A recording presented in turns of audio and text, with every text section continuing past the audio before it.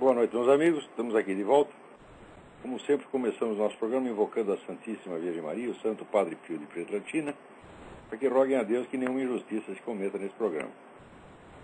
Quero lembrar que vocês, do curso Conceitos Fundamentais da Psicologia, que eu vou estar proferindo aqui em Colonial Heights, Virgínia, de 14 a 19 de setembro. Informações e inscrições com o senhor Eduí.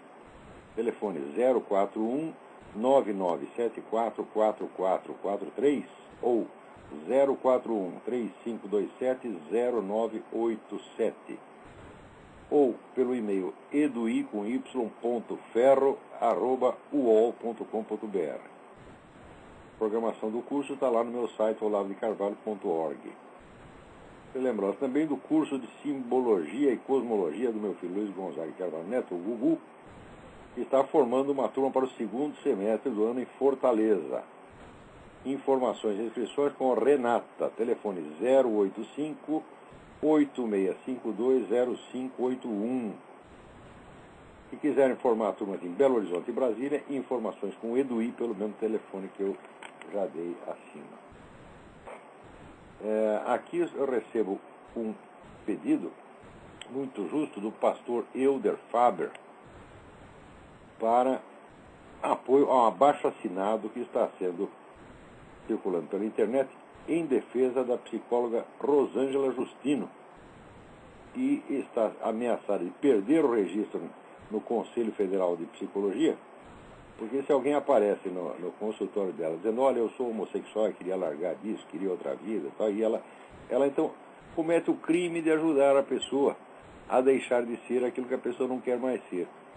Por causa disso, esses vagabundos sem vergonha, canalhas, vigaristas do Conselho Federal de Psicologia, querem caçar o registro da mulher. Vê se pode uma coisa dessa. Quer dizer que isso aí o que eles estão decretando é que ninguém pode jamais deixar de ser homossexual. Uma vez homossexual, você está condenado para sempre. Se você quiser sair, precisar de alguma ajuda para isso, é proibido, absolutamente proibido. Agora, se você quiser se tornar homossexual, você fala, olha, até aqui eu estou vivendo bem com a minha mulher, mas eu decidi, né, como diz meu amigo, decidi parar de fumar e começar a dar, né? Você pode ir no psicólogo, o psicólogo é obrigado a ajudar você. Então, o abaixo-assinado está na seguinte parte, www.tpr.org.br/abaixo, assinado, Rosângela Justino, Rosângela com Z, rosangelajustino.htm. Então vamos todo mundo lá assinar.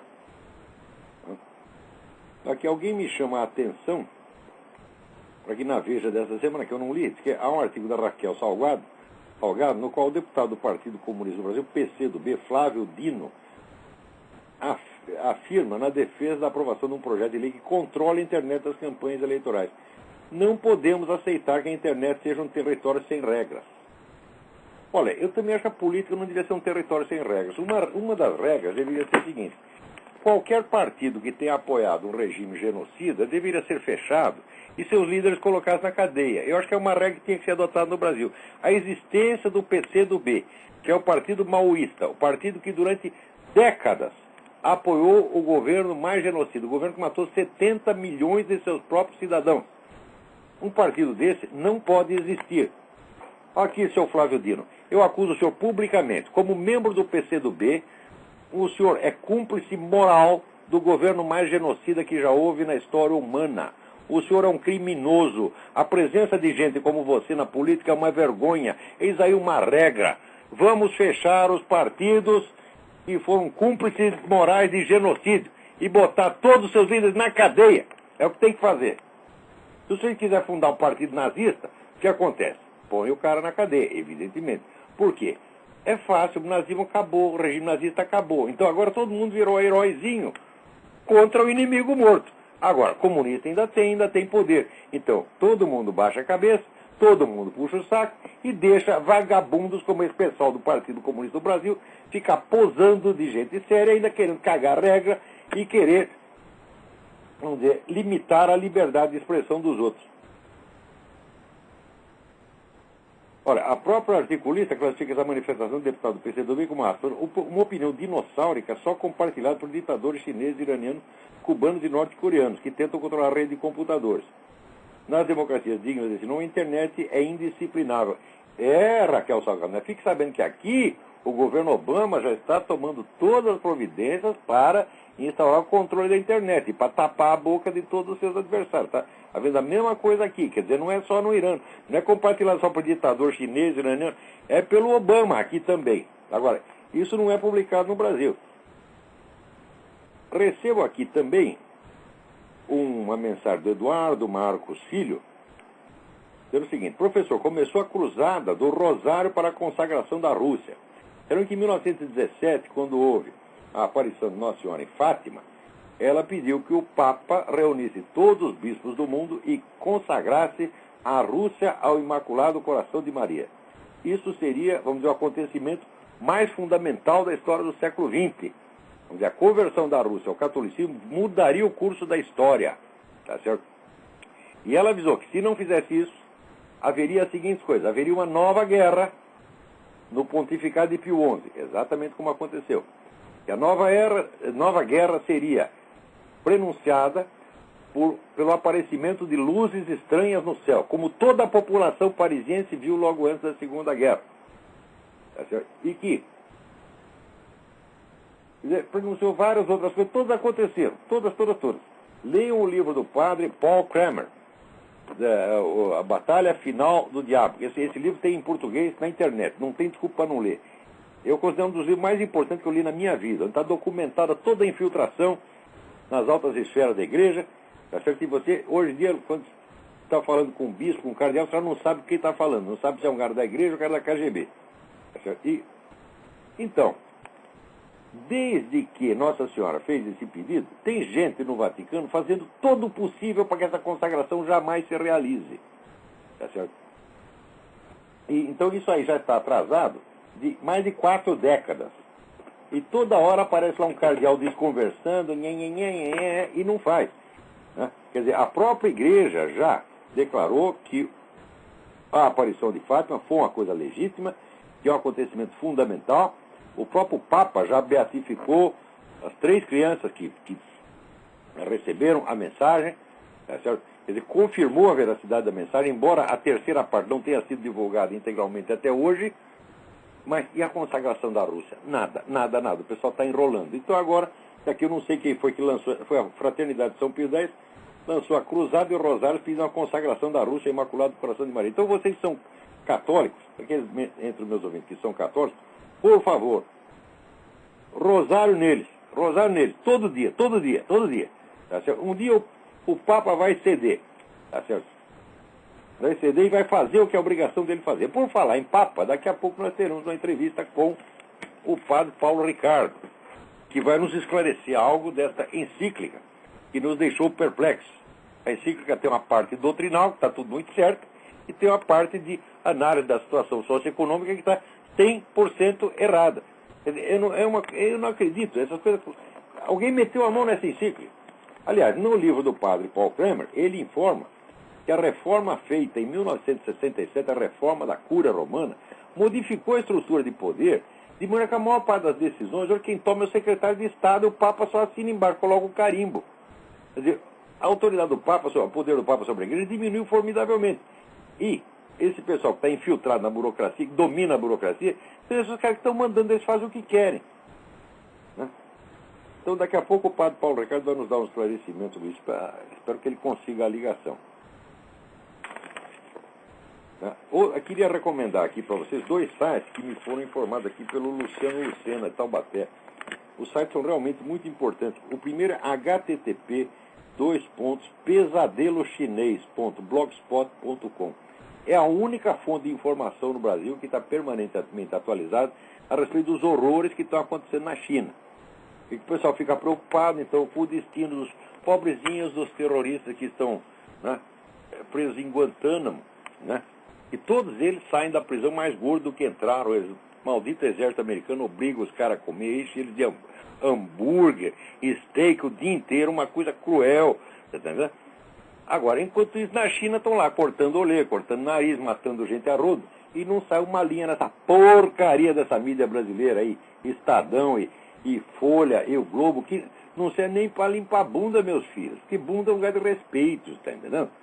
Não esqueça que um dia a sua mãe colocou talquinho na sua bundinha, achou aquilo uma coisa linda. Agora você vai conspurcar o negócio, passando lá uma Folha de São Paulo, Estadão, principalmente o Estadão e o Globo. Meu Deus do céu, não faça isso.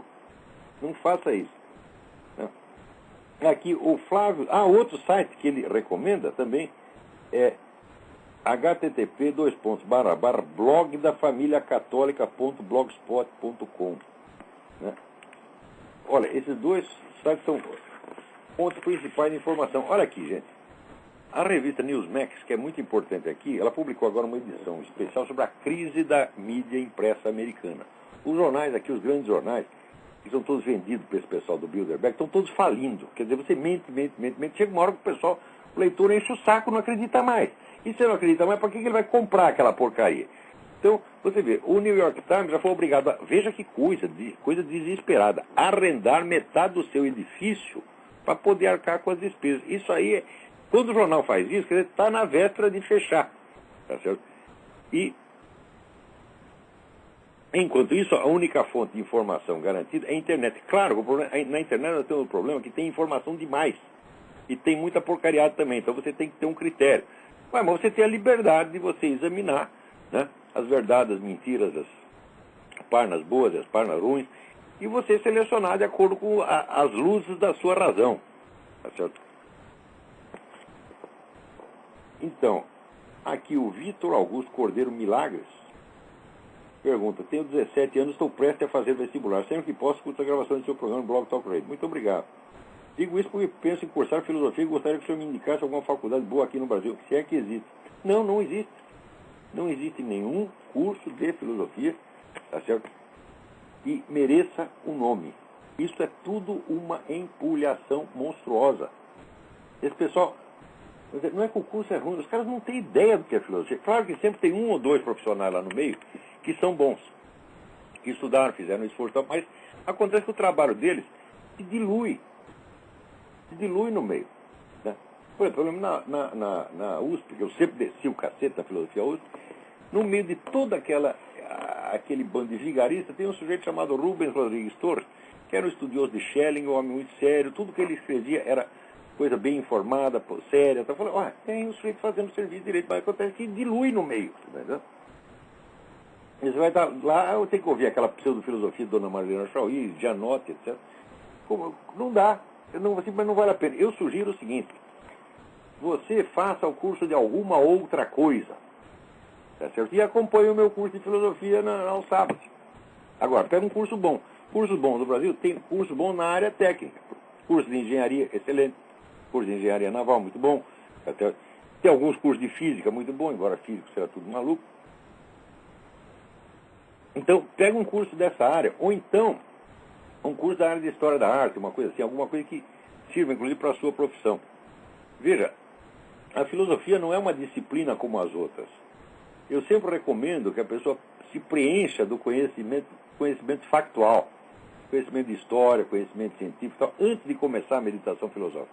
Filosofia não é uma coisa feita muito para gente jovem, quer dizer, você precisa ter alguma cultura consolidada para que valha a pena o estudo da filosofia. Hoje o pessoal inventou essa monstruosidade que é filosofia para criança, que é só para enganar, uma espécie de pedofilia intelectual. Né? Então eu sugiro isso, faça o curso de alguma outra coisa. Eu asseguro para você, os melhores alunos que eu tenho no curso de filosofia, vêm todos do curso de engenharia, física, essas coisas. Nenhum vem de curso de filosofia. Aqui, o Pietro, não entendi o sobrenome, me sugere o seguinte: todos falam que o sistema capitalista é ocupado pela crise mundial, mas ninguém diz que foram, em grande parte, os sindicatos, com as suas regalias muitas vezes exageradas, talvez os principais culpados pela falta de lucratividade e queda de qualidade de muitas empresas. Mas é exatamente isso. É exatamente isso o que aconteceu aqui. Quer dizer, não é só sindicato, é ONG,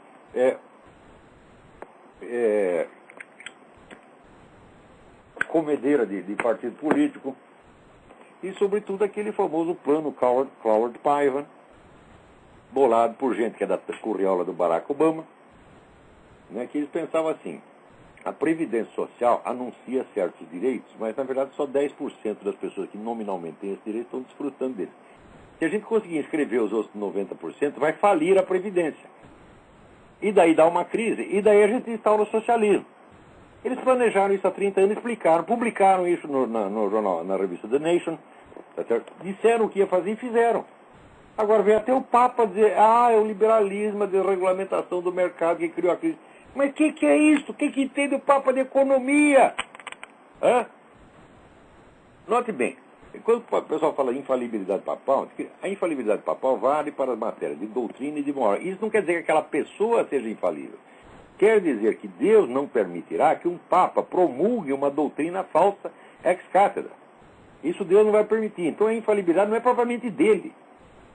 É investida nele pelo cargo, aquele cargo que tem uma proteção de Deus, não deixa que ele erre nisso. Mas no resto ele pode errar à vontade, pode falar besteira à vontade, está entendendo? Ele é apenas uma pessoa como qualquer outra. Note bem, inclusive quando... E não é só o Papa, vamos dizer... O próprio concílio, por exemplo, o Concílio Vaticano II, tá certo? Não foi um concílio de ordem doutrinal, foi um concílio de ordem pastoral. Então, não promulgou nenhuma doutrina. Então é o seguinte: ninguém é obrigado a obedecer. Se você quer jogar todo o Concílio Vaticano II na privada, você pode. Eu jogo. O Papa não concorda.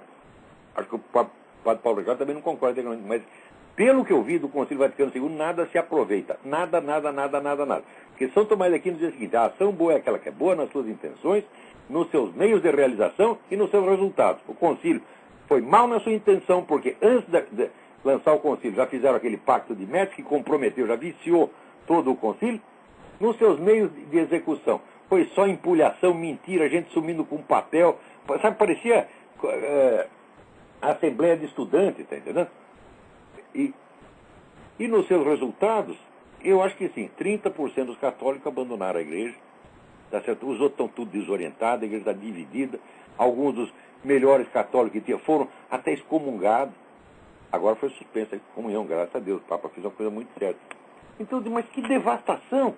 Leia o livro do Michael Davis, né? Pope John's Council. Michael Davis. Procure esse livro, é o livro mais sério que foi escrito.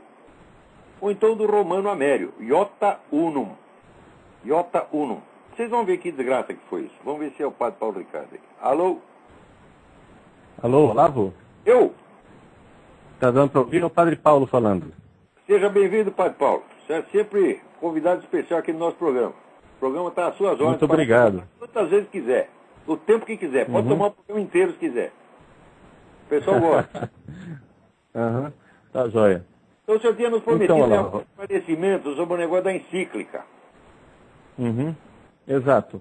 Então, veja só, a questão da encíclica, né, existe aquela distinção que você fez no seu artigo, muito adequadamente, né, entre aquilo que é o ensinamento de moral, né, do Papa e ensinamento enquanto autoridade pontifícia, e tem toda outra questão técnica, né, que o próprio Papa diz na encíclica que a Igreja não tem soluções técnicas, não é?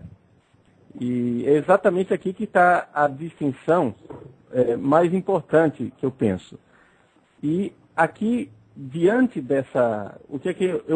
qual é a minha opinião, né, específica a respeito da encíclica? Houve uma conferência do Papa, assim que caiu o Muro de Berlim, não é? O Papa fez uma conferência em 1989, onde ele dizia que o caminho, né, para o Estado, o relacionamento correto do Estado com a justiça, com a moralidade, ele usa essa expressão: é o humilde caminho entre a anarquia e a tirania. Não é? Ou seja, nem o controle excessivo, estatal, opressivo, né, o Estado do Big Brother, e nem a anarquia do laissez-faire, de uma economia que fica, assim, completamente jogada, né? Isso é constante na doutrina da Igreja desde o século XIX, né? Exatamente. E é exatamente esse caminho que o Papa está propondo nessa encíclica Caritas in Veritate. Agora, o problema é que, quando ele desce aos detalhes, né, essa doutrina, que é muito clara na concepção da Igreja, eu vejo que a encíclica ela tem uma certa dificuldade, que é exatamente o problema que o Papa não teve ninguém que fizesse para ele uma análise de conjuntura adequada. Ou fizeram a análise errada, de propósito, né? Provavelmente a coisa foi essa, porque veja só, quais os indícios que nós temos disso. Quando houve a remissão da excomunhão dos bispos lefebvrianos, que vocês se lembram, e você estava mencionando isso agora, né? Quando houve a remissão dessa excomunhão, houve todo um griteiro por causa da posição do bispo Williamson a respeito do Holocausto, etc, etc. E isso provocou que o Papa teve que explicar sua posição, dizer mais uma vez que a Igreja condena o Holocausto, admite que o Holocausto existiu, etc. E o Papa escreveu uma carta para os bispos do mundo inteiro explicando isso. E nessa carta, o Papa dizia assim, que ele não sabia da posição do bispo Williamson e que para tomar atitudes daqui para frente ele teria que consultar mais a internet. Ora, o Papa dizer um negócio desse, ele está admitindo que os colaboradores dele não estão dando para ele matéria suficiente para ele tomar decisões. Quer dizer, ele está dando que ele precisaria consultar pessoalmente a internet. Ou seja, que ali... Absurdo. Quer dizer, agora o Papa tem que ir lá na internet, no teclado e tal, para ele ficar sabendo das coisas, porque se for depender dos assessores, chega tudo errado. Meu Deus do céu, o que está acontecendo nesse mundo? Então, a gente vê que está havendo ali alguma dificuldade, algum problema interno, né, dentro da organização da Cúria, o pessoal que está ajudando o Papa. Então, eu acho, assim, essa é a minha opinião. Eu acho que o Papa, dentro da encíclica, ele está correto doutrinalmente, né? Só que quando ele sai da doutrina e vai aplicar para a realidade, a gente vê que a aplicação dele não bate com o mundo real, né? Exatamente. Ou seja, o mundo no qual nós estamos vivendo não é o mundo, né, conforme o Papa está lendo. O Papa está lendo a realidade da economia mundial. Por exemplo, porque aquilo que você estava dizendo, o Papa é um grande teólogo, ele não é um economista, não é? Então, não sendo um economista, o que é que nós podemos dizer? Nós podemos dizer que o Papa praticamente está fazendo uma análise de conjuntura que alguém passou para ele. Exatamente, né? Exatamente. Então, é essa análise de conjuntura que, ao meu ver, está viciada. Ou seja, o Papa, infelizmente, não tem um Olavo de Carvalho do lado dele que faça análise de conjuntura, né? Se quiser, eu faço de graça. Né? Porque eu digo isso, Olavo, até mesmo como experiência pessoal. Né? Eu sempre gostei muito de estudar filosofia e teologia, mas foi a partir de 2002, quando eu conheci, através da internet, os seus artigos e os seus escritos, e aquilo lá mudou completamente a minha visão da realidade. Porque, afinal das contas, o pessoal pode ter simpatias ou antipatias por você. Agora, que você é competente nesse negócio que você faz, você é. Né? Ou seja, você tem uma quantidade de informações enormes que iluminam a gente. Então, depois, a pessoa pode concordar ou discordar, né, na solução prática, em detalhes, em juízos específicos, etc. e tal. Né? Por exemplo, essa questão do Vaticano II, né, você sabe muito bem, né, nós já conversamos sobre isso, a minha posição a respeito do Vaticano II é um pouco mais de nuance, né? Ou seja, você é bastante severo no seu juízo a respeito do concílio. Eu já acho que a coisa não é tanto assim. Houve, sim, maracutaia. Minha vida foi determinada pelo Concílio Vaticano II. Todo o curso da minha vida. Uhum. Eu tive 30 anos de besteira na minha cabeça, graças ao Concílio Vaticano II. Uhum. Sim. E mas aí que tal, a minha geração padeceu isso, o senhor veio um pouco depois. Agora o pessoal que em 1962 estava ali com 14 anos, 15 anos, tal, todos nós ou nos afastamos da igreja, ou aderimos à parte errada da igreja. Foi uma devastação, quer dizer, não dá vontade de ser compreensivo com essas pessoas, tá entendendo? Eu sei. Tem que perdoar, mas não é eu que tenho que perdoar, é Deus que tem que perdoar. O meu perdão não vale nada, tá entendendo? O que ele tem que pedir é perdão a Deus. Eles fizeram eu compreendo. Eles fizeram, viu? Eu sei. Muito Mas veja só. Com esse pessoal conservador, eu conheço a história do pessoal, vamos dizer, daquele pessoal do grupo do Dr. Júlio Fleshman no Rio de Janeiro. O que aquele pessoal sofreu de humilhação, de perseguição, foi uma coisa horrorosa. Por quê? Qual era o pecado deles? Eles eram católicos, é esse o pecado. Não, eu compreendo e estou perfeitamente de acordo com essa indignação diante das injustiças que vieram depois do concílio. A igreja, você vai concordar comigo, a igreja é o eixo do mundo. Se ela balança, tudo cai. Sim, exato. A história do Brasil nos últimos 40 anos pode ser todinha explicada pela decadência da igreja. É praticamente causa única de toda a porcaria que aconteceu. Não, aí nós estamos de acordo, ou seja, que a igreja está em crise, não é? E aí que esta crise veio após o Vaticano II e trazendo o rótulo de estar agindo em nome do Vaticano II, isso não tem dúvida nenhuma. Só que onde é que está a diferença de visão entre nós, que sabe que diferença de visão existe, né? Eu sei. Então isso não é problema nenhum. Mas a diferença é a seguinte, é que o concílio, para mim, são os documentos do concílio, né? E não aquilo que as pessoas fizeram no concílio. O que as pessoas fizeram no concílio, isso daí a gente pode condenar, mas não é o concílio, são as pessoas do concílio. O concílio é o documento, e os documentos, eles são bastante válidos. E, por exemplo, com relação à questão da condenação... São válidos se forem interpretados de uma maneira coerente, com 2000 anos de doutrina. Exato. E aí agora, o pessoal da teologia liberal, quer interpretar de uma forma cismática, né? De uma forma completamente que não é consoante com a tradição da igreja. E o Papa está justamente lembrando os católicos que nós temos que o verdadeiro Concílio Vaticano II não é esse negócio aí que o pessoal fala ao espírito do Vaticano II. O verdadeiro Concílio Vaticano II são os documentos. E esses documentos têm que ser interpretados, se eles significam alguma coisa, eles só significam se estiverem em sintonia com a tradição da igreja de 2000 anos. Aí está muito Senão não quer dizer nada. Claro. Né? Senão não quer dizer nada. Então, por exemplo, a história da condenação do comunismo. Né? A condenação do comunismo, houve toda essa maracutaia que você falou aí, de fato teve isso, né? As pessoas que estavam lá presentes, tem fontes primárias que atestam isso claramente, que o pessoal fez de tudo para que não houvesse uma condenação explícita do comunismo dentro do texto da Gaudium et Spes, que é a Constituição que trata do ateísmo contemporâneo também. Bom, o que aconteceu?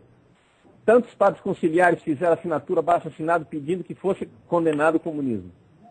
No final das contas, eles conseguiram somente o quê? Conseguiram uma nota de rodapé. Ou seja, no capítulo do ateísmo, tem uma nota de rodapé que lista todos os documentos. Documento de Paulo VI condenando o comunismo. Documento de João XXIII condenando o comunismo. De Pio XII. De Pio XI. Está lá. Milhares e milhares de páginas conseguiram botar a notinha de rodapé. Exato. Aí perguntaram para o Dom Figô, né, que era um bispo bastante conservador aqui do Brasil, um ótimo bispo, perguntaram para o Dom Figô, e aí, o senhor está satisfeito com o que o documento diz do comunismo? Ele disse, olha, na nota de rodapé é melhor do que nada. Agora, ter o chapéu no bolso não é a mesma coisa que ter o chapéu na cabeça, né? Exatamente, chapéu no bolso. Foi esse o comentário que ele fez, né? Agora, de fato, então isso é lastimável, porque por causa desta ausência de uma condenação clara do comunismo nos documentos do concílio, o que é que aconteceu? O pessoal achou que a igreja não condenava mais o comunismo e começou a flertar com o comunismo. Isso sim é consequência desta omissão terrível. Claro. Né? Porque o pessoal aproveitou, mas o Vaticano II, não é? Materialmente falando, o texto tem lá a condenação do comunismo na nota de rodapé. Quer dizer, ele deve ser interpretado nessa continuidade. Né? Agora, infelizmente, foi uma omissão vergonhosa, uma maracutaia vergonhosa, isso não tem dúvida nenhuma. Quando a gente aceita os documentos de um concílio, nós não estamos aceitando os atos que as pessoas do concílio fizeram. E, depois, outra coisa. Você pode ver, Olavo, que hoje em dia, dentro da Igreja Católica, ninguém mais quer ler o concílio, ou seja, os documentos reais. Os tradicionalistas não leem porque abominam. Os modernistas, né, não leem porque acham que já superaram, eles já estão no estágio posterior. E o Papa Bento XVI quer que a gente leia o concílio em sintonia com 20 séculos de tradição, e eu acho que essa é a posição mais correta. Né? Então, essa é a questão doutrinal. Com relação à encíclica, que é o assunto que nós estamos falando aqui, eu acho que realmente essa encíclica, ela doutrinalmente, quem conhece o pensamento do Ratzinger, ela é aceitável doutrinalmente falando, não é que ela não cai na heresia. Eu, inclusive, vou escrever um artigo, né? Estou escrevendo um artigo, conforme nós combinamos, se você... o pessoal, vou colocar no meu site, vamos colocar na Mídia Sem Máscara, né? Esse artigo a respeito da parte doutrinal da encíclica, e também o problema é que quando a gente sai da parte doutrinal e cai na aplicação disso dentro de uma análise de conjuntura, o mundo no qual o Papa está aplicando essa doutrina não é o mundo real no qual nós estamos. Em que é que consiste a dificuldade que eu vejo? Porque o Papa, o que é que ele quer? Só para as pessoas entenderem do que é que nós estamos falando aqui. O Papa, ele para você ler a encíclica direito, tem que distinguir entre globalismo e globalização. Não é? Globalização é um fenômeno que é moralmente neutro. Ou seja, é uma coisa que é uma característica da nossa época. Eu estou aqui falando com você através da internet, do outro lado do planeta. Isso aqui é globalização. Né? É um fenômeno neutro. Isso é bom se a gente usar para o bem, é mal se a gente usar para o mal. Né? Agora, o globalismo, né, é um governo mundial com toda a sua ideologia de querer realizar um mundo perfeito aqui na Terra, etc. e tal. Isso é revolucionário, isso é abominável. Não é? Exatamente. Então, o Papa Bento XVI, ele aceita o fato da globalização e condena o globalismo. O problema é que ele não condena esse globalismo explicitamente na encíclica. Ele só condena implicitamente, fica nas entrelinhas. E aqui está a fraqueza do documento. Não é? Isso dá muita confusão, é? Exato. Então, o documento, eu acho que o Papa quis evitar enfrentar diretamente o pessoal globalista, né? Para não criar mais um griteiro ao redor dele, e terminou que ficou uma coisa meio sutil demais. O cara precisa ser teólogo e saber interpretar a encíclica para entender o que é que o Papa está dizendo. Então o Papa, ele condena o globalismo, mas condena implicitamente. No documento, qual é a frase que tem causado mais consternação no meio dos pessoal conservador? É quando o Papa propõe uma autoridade política internacional para guiar os problemas que decorrem da globalização. Que, inclusive, faz isso interpretando contraditório com o que vem adiante, porque adiante ele defende o princípio da subsidiariedade, quer dizer, essa autoridade mundial estaria submetida à decisão das nações. Mas se ele está submetido à decisão das nações, ela não tem autoridade sobre as nações, é o contrário. Então as duas, me parece que a contradição está muito mal escrita esse pedaço. Então, o problema é que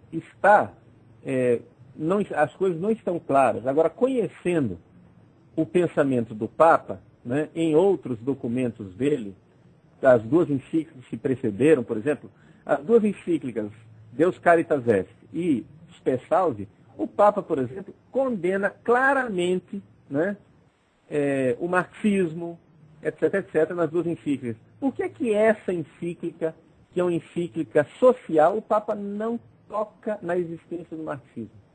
Ele não fala nada. Isso para mim é uma coisa assim espantosa. Eu fico assim estarrecido, não sei por quê. Pois é, mas depois desse negócio que eu li aí sobre a reforma da Cúria em 67, que aumentaram demais o poder da Secretaria de Estado, acho que está todo mundo metendo a mão nesses escritos lá, pai. Ou então, pelo menos, está alimentando o Papa com informações furadas. Sim. E, inclusive, o próprio estilo do documento não tem a clareza com que Ratzinger costuma escrever. Não é? Eu não estou dizendo isso para tirar a autoridade do documento, não, porque, afinal de contas, o Papa assinou o documento. Né? Se assinou, é dele. Mas explica muita confusão, assim, a forma confusa do documento. Porque esses documentos coletivos, né, onde muita gente mete a colher, termina sendo uma coisa que não sai tão harmônico como se fosse de uma mão só. Né? Exatamente. Que é como o Papa está acostumado a escrever. Bom, então, essa frase aí é que tem criado uma certa confusão. Eu acho que para a interpretação dessa frase, a respeito da autoridade política internacional, é importante uma exegese, uma interpretação do número 41. Né? No número 41, o Papa fala várias coisas que são muito importantes, né? Onde ele defende, né, a existência dos Estados aqui, soberanos, independentes. E diz que não se deve proclamar depressa demais o fim do Estado. Não é? E a interpretação no contexto é claramente, ele não quer abolir os Estados soberanos para instaurar um governo mundial. Ele quer uma autoridade política que ajude esses Estados frágeis. O número 41 fala isso bem claramente. Porque existem nações que estão sendo fagocitadas pelo globalismo. Então o Papa postula, e aqui a parte prática da encíclica que a gente não sabe se... Né? Ele postula uma autoridade política mundial para defender isso. O grande problema é que os estados mais fracos não estão sendo oprimidos por outros estados, mas pelo próprio globalismo. Exato. Então, se vai ter uma autoridade política mundial, vai piorar o negócio. É isso que eu achei que a encíclica é incoerente. Isso aí certamente teve várias mãos ali e o negócio ficou ruim. Né? Uma parte parece que simplesmente é outra. Exatamente. Mas qual é a doutrina que está por trás, né? A doutrina está certinha, porque foi logo no começo, está tudo certo. Sim. A doutrina que está por trás é o seguinte, ele diz, veja, existem direitos do homem. Esses direitos humanos, esses direitos do homem estão na natureza das coisas, eles só precisam ser reconhecidos pelo homem. Né? Porque foi Deus quem colocou esse negócio na própria natureza. E uma das coisas é essa coisa que as pessoas têm o direito de se autodeterminar. Ou seja, a autodeterminação das nações é um direito. Então, se as pessoas querem ter um Estado independente, querem ter um país independente, é um direito deles ter um país independente. Ninguém obriga a estar num governo global. Né? E aqui, essa parte doutrinal.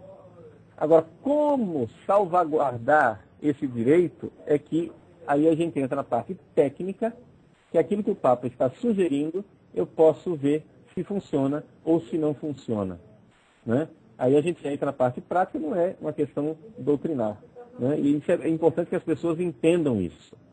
E esclarecer isso, que o Papa ele quer ver que a opinião dele, que eu não tenho prática, né, nessa parte mais técnica, a opinião dele é a seguinte, é que o liberalismo, esse laissez-faire, né, mais conservador, ele acha que é esse liberalismo que está dando asa demais, está dando muita corda para o pessoal globalista. Então alguém precisaria intervir para evitar isso. Mas são eles mesmos que vão intervir, os mesmos caras. Eles são os donos do pedaço. Eles advogam a liberalização da economia em certos lugares e, ao mesmo tempo, o aumento dos controles burocráticos. E eles fazem as duas coisas. dão uma no cravo ou na ferradura. É o que Lenin chamava de estratégia das tesouras. Então, se correr o bicho pega, se ficar o bicho come. Exato. Então, depois é a solução prática, não é? Que eu acho que é a dificuldade. Ou seja, o problema está todo mundo enxergando e o Papa alerta para esse problema. Eu só senti falta um pouco na encíclica, foi exatamente disso. Ou seja, que o Papa admite a existência de um fenômeno de globalização, mas eu acho que a condenação do globalismo ficou implícita demais no número 41. Ali no número 41 ele condena o globalismo, mas não condena frontalmente, claramente, explicitamente. Fica nas entrelinhas e no conteúdo que ele está dizendo. E a solução que ele dá é que talvez criticável.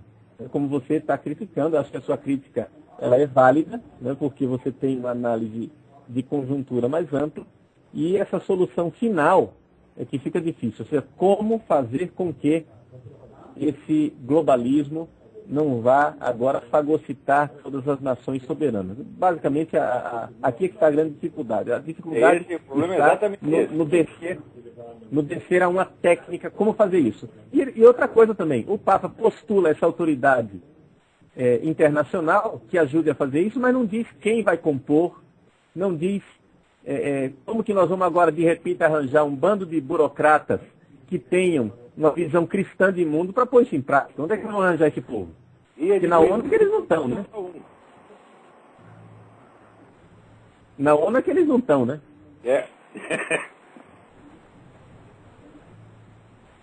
Então, Olavo, era isso. Muito obrigado pela sua ajuda aí.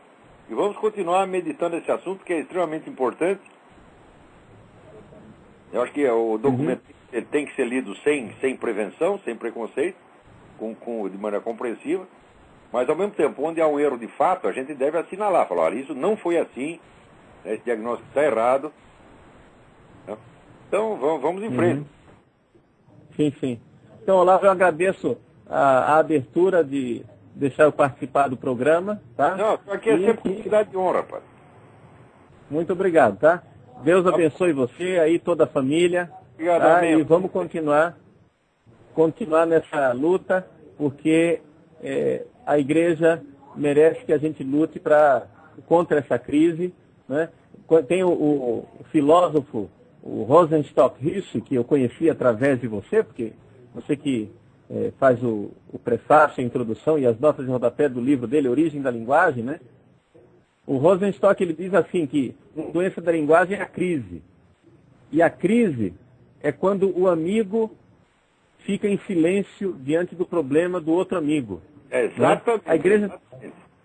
A igreja está em crise porque está todo mundo em silêncio e ninguém tem a coragem de falar e dar uma sugestão, um caminho de como sair dessa crise. Né? Qual é o caminho? O caminho eu acho, e aqui é a grande intuição, que eu acho que é do Vaticano II, que é do Ratzinger e dos teólogos que o ajudaram, né, um pequeno grupo, não todos, né, porque o Vaticano II tinha muita coisa que não prestava, assim, gente que era liberal demais e modernista, mas o pessoal da Nouvelle Théologie, o Delubac, né, e Companhia Limitada, o Ratzinger, a saída é voltarmos às fontes dos Santos Padres, da Sagrada Escritura, da liturgia, né, da época patrística. Eu acho que a gente precisa voltar para beber a água da fonte para ajudar a igreja a sair dessa crise. E é um pouco aquilo que eu tento fazer, né, seguindo na fidelidade a essa igreja de 5 anos. Né? Vamos lutar por isso. Eu sei que você também ama muito a igreja e luta por isso. Tá bom, então. Deus abençoe, Olavo, tudo de bom. Muito obrigado, o senhor também. Amém. Gente, agora alguém me manda aqui um artigo do Hélio Schwartzman, né? Que é um exemplo, vamos dizer, das consequências do Concílio Vaticano II. E desde o Concílio Vaticano II, o pessoal perdeu o respeito pela igreja. Porque antigamente, mesmo quem não era católico, mesmo quem era anticatólico, falava das coisas com um certo respeito, com uma certa educação. Agora não precisa mais, agora é esculhambação. Então ele escreve aqui um artigo na Folha, né? cuspindo, não só no cristianismo, mas também no próprio judaísmo, mas cuspindo de uma maneira tão baixa, tão estúpida, tão idiota, que não dá nem para comentar. Então ele fala, por exemplo, ele gosta do nascimento virginal, da transubstanciação, né? Fala, não, nada disso acontece, tudo isso é contra a ciência, né? Quer dizer, como se a ciência tivesse algo a dizer nesse setor aí. Mas olha, o grande milagre, gente, o milagre mais espantoso não é a transubstanciação, não é o nascimento virginal. O grande milagre, o maior milagre de todos os tempos, é o Hélio Schwartzman ter sido aceito como membro do povo eleito, tá entendendo? Porque Moisés, quando estava subindo os sinais, se alguém avisasse, olha, vê aí o Hélio Schwartzman, ele falava, eu não quero mais, eu vou para casa, tá entendendo? Porque isso aqui é uma vergonha, é uma besta quadrada. A explicação que ele dá da transubstanciação é tão pueril, tão boba. Eu, aqui no programa não vai dar tempo de explicar, mas no curso do sábado, ou talvez numa das gravações extras que eu faço para o seminário de filosofia, talvez eu explique isso aí. Mas é uma coisa que você... Ele assina como bacharel em filosofia. Ainda bem que ele assina como bacharel em filosofia e não como filósofo, que ele nunca foi e jamais será. No Brasil não tem filósofo, só tem bacharel em filosofia, o país dos bacharéis. Você não é bacharel em filosofia, é bacharel em direito, é bacharel em economia e qualquer outra porra. Quer dizer o seguinte, você tem lá um atestado de que você é ignorante, tá certo? E é com isso aí que o Hélio Schwartzman assina. Muito bem, Hélio Schwartzman, continua assinando como bacharel. O dia que tu assinar como filósofo, eu vou pegar você e, olha, reduzir você àquilo que você é, que é o subnitrato do pó de bosta, porque você é muito ignorante. Você, não é que você não ignora, você abusa do direito de ser ignorante. No seu artigo não há praticamente uma linha que não tem alguma estupidez pueril. Eu aqui não terei tempo de demonstrar isso, mas vou pegar você numa gravação e tu vai ver o que é bom para tosse. Tá certo? Tem que fazer que nem o Leandro Conde. O Leandro Conde se meteu comigo, eu dei uma resposta a ele, ele foi para casa, ficou 5 anos quieto. Tá certo? O Moacir Werneck de Castro, mesma coisa, foi para casa, ficou quieto. Dona Marilena Chauí também ficou quieta. Doutor Emir Saad também ficou quieto. Ninguém mais se mete comigo, e você também.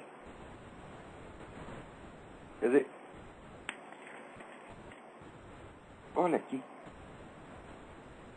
Meu Deus do céu. Ele diz que a aplicação da religião, a religião é tudo falso, mas a religião existe porque a religião dá prazer. É mesmo. Todo mundo vai na igreja, vai ficar tocando punheta, né? É isso que quer dizer, ô seu idiota? Ah, pá, merda. Quer dizer, uns dizem que a religião é repressiva, né, sufoca o prazer, então agora vem os caras seguindo uma teoria do Richard Dawkins, dizendo que a religião existe porque ela dá prazer. Você não consegue ver a diferença entre uma igreja e um puteiro, rapaz. Puta merda. Aqui, o Jean Júnior. Faço física na Universidade Estadual de Londrina e escuto você no Blog Talk Radio. Ele está pedindo aqui mais dicas sobre essa ligação do PT com as Farc. Eu digo, olha, para comprovar isso integralmente, Jean, só precisa duas coisas. Você procura no Mídia Sem Máscara os documentos, as atas do Foro de São Paulo. E você vai procurar lá o manifesto de apoio às Farc, assinado um ano antes da eleição de 2002. Foi em 2001. Isso é fácil de achar lá. Depois você compara isso com dois discursos um discurso que o Lula fez no 15º aniversário do Foro de São Paulo, que eu citei num dos meus artigos, você acha facilmente, procura lá no meu site, aparelho de busca, Foro de São Paulo, aniversário, 15 anos. Então você vai achar. Onde o Lula explica como funciona o Foro de São Paulo. Então está explicado, é claro que eles estão afirmando que existe uma parceria, eles estão afirmando que existe uma colaboração. E, ao mesmo tempo, conseguem manter isso secreto durante 16 anos. Que outra prova você precisa? Se um recibo de que deram dinheiro? Fala, o dinheiro não vem ao caso. Você acha que o PT está precisando do dinheiro da Farc? Pô, o PT tem seu dinheiro próprio. O PT acho que não ganhou um tostão com a Farc, mas ganhou vantagem política e o PT protege as Farc, porque tem interesse político em que a Farc tome o poder. A prova disso é que está aí o Lula dizendo que a Farc deveria se transformar num partido político.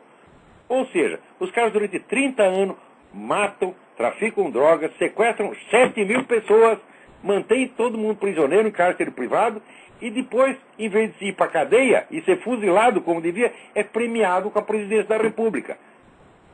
Ora, meu Deus do céu, se isso aí não é cumplicidade, eu não sei o que é cumplicidade. Você vai tirar, vamos tirar o Fernandinho Beiramar da cadeia, transformá-lo, então, em senador da República. É assim que se faz, é assim que esses caras querem. Agora, para você não achar que é só aí que as coisas estão ruins, olha aqui. O conselheiro científico nomeado pelo Barack Obama, o tal de John Holdren, para você ver a mentalidade dos caras que o Barack Obama escolhe, ele vai na privada, entendeu? Na privada, né? Tem lá as amebas, ele sai daí ameba, peraí, deixa eu procurar na camada mais inferior. Daí vai lá, acha o John Holdren, que é um sujeito que advoga o controle mundial da população mediante o aborto compulsório. O sujeito quer botar o aborto compulsório, como tem na China, ser obrigado a fazer aborto, se não fizer, ser fuzilado. O cara quer implantar isso no mundo, e é esse o conselheiro científico do Obama. Pois você vê o que tem na cabeça do Barack Obama. Dizer que tem merda? Não, abaixo da merda tem uma outra camada mais inferior. E lá ele achou esse sujeito aqui, tá entendendo? É um negócio impressionante, quer dizer que cada dia aparece mais gente com ideias monstruosas, com coisas, convicções, ideias inumanas, tá entendendo? E num tempo normal, essas pessoas não chegariam nem a dizer isso em público. Né? Agora está aqui, relatório do Congresso dos Estados Unidos diz que Venezuela está se tornando um narco-estado, quer dizer que o tráfico de drogas domina a Venezuela, ao mesmo tempo que o Congresso afirma isso, e está lá o governo americano ajudando o senhor Hugo Chávez a interferir dentro da política hondurenha para botar de novo no cargo aquele vagabundo, aquele criminoso do Zelaya. Olha aqui, essa semana abriram lá, acharam 45 computadores do Zelaya. Sabe o que tinha lá? Primeiro, tinha já o resultado oficial do plebiscito. Eles não chegou a fazer o plebiscito, o resultado oficial já estava pronto no computador do Zelaya. O que é para fazer com um sujeito desse? Cadeia é bom demais para esse cara. Um tipo desse se joga na privada, pedindo desculpa para os cocôs. Tá entendendo? E depois descobre lá também, esse recebeu dinheiro da Farc para a campanha dele. Está tudo lá no computador do homem. Agora, querem botar esse vagabundo de volta, e os Estados Unidos, que tem em Hugo Chávez o seu principal inimigo na América Latina, agora está de mãozinha dada com Hugo Chávez. Tá certo? Para quebrar a soberania de Honduras e obrigar a aceitar de novo esse bandido na presidência. Quer dizer, esse mundo está ficando uma falta de vergonha na cara que é indescritível. Quer dizer, isso é uma porcaria indescritível, porcaria inominável. Outra coisa, tem muito pessoal que é religioso, sobretudo evangélico, reclama que eu xingo as pessoas. Né? Reclama que eu falo palavrões. Vocês não sabem nada nem da história da sua própria religião, seus idiotas. Vocês sabem do que Lutero chamava o Papa? Lutero dizia, o Papa é a merda que o diabo cagou na igreja. Literal, citação literal. Está no estudo do Denifle, que é o grande clássico dos estudos históricos sobre Lutero. Essa era a linguagem de Lutero. Essa é a linguagem do seu chefe, do seu líder espiritual. Que autoridade tem vocês para reclamar que eu xingo filho da puta de filho da puta, assassino de assassino, ladrão de ladrão? Vocês não têm autoridade nenhuma. Então parem com esse moralismo idiota que só serve para amarrar a sua própria mão contra seus inimigos. Porque vocês ficam querendo ser educadinhos, polidinhos, enquanto os seus inimigos escrevem coisas como essa que o Hélio Schwartzman escreveu na Folha contra o Cristianismo, e vocês não falam nada. Vocês deixam de cuspir na sua cara e fica tudo bonzinho. Agora, se o Olavo vai na sua frente, fazendo o que você teria obrigação de fazer, e xinga esses caras, daí você volta contra mim para você mostrar serviço, mostrar bom mocismo para esses caras. Vocês não têm vergonha, gente? O que é isto, porra? Então, até a semana que vem. Muito obrigado.